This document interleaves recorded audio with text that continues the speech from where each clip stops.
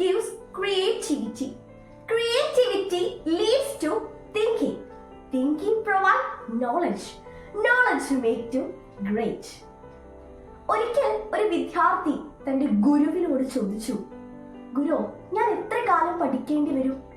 അദ്ദേഹം പറഞ്ഞു, നീ ജീവിച്ചിരിക്കുന്ന അത്രയും കാലം പഠിക്കണം.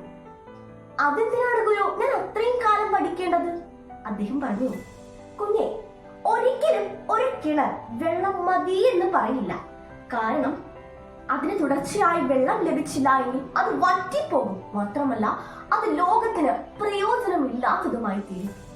ഇതുപോലെയാണ് നമ്മുടെ ജീവിതവും.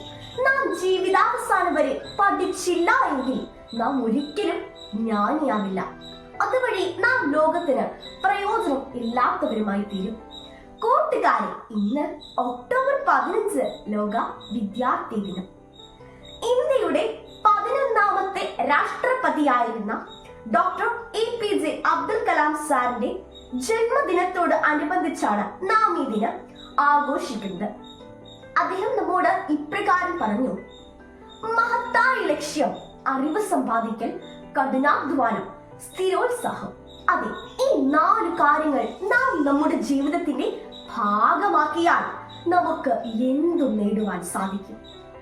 നമ്മുടെ ജീവിതത്തിൽ നമുക്ക് പഠിക്കുവാൻ ഏറെയുണ്ട്. അതുകൊണ്ട് തന്നെ ജ്ഞാനം സമ്പാദിക്കാം, വിവേകം നേടുക മറക്കരുത്. മാത്രമല്ല, ഈ കാലഘട്ടത്തിന് അനുസരിച്ച് ബുദ്ധിയും വിവേകവും തിരിച്ചറിവുള്ളവരായി ജീവിക്കുവാൻ നമുക്ക് എല്ലാവർക്കും സാധിക്കട്ടെ. പഠനം സർഗശക്തിയെ ജനിപ്പിക്കുന്നു. സർഗശക്തി ചിന്തയെ ഉണർത്തുന്നു. ചിന്ത അറിവ് നൽകുന്നു. അറിവ് നമ്മെ മഹത്വത്തിലേക്ക് നയിക്കുന്നു.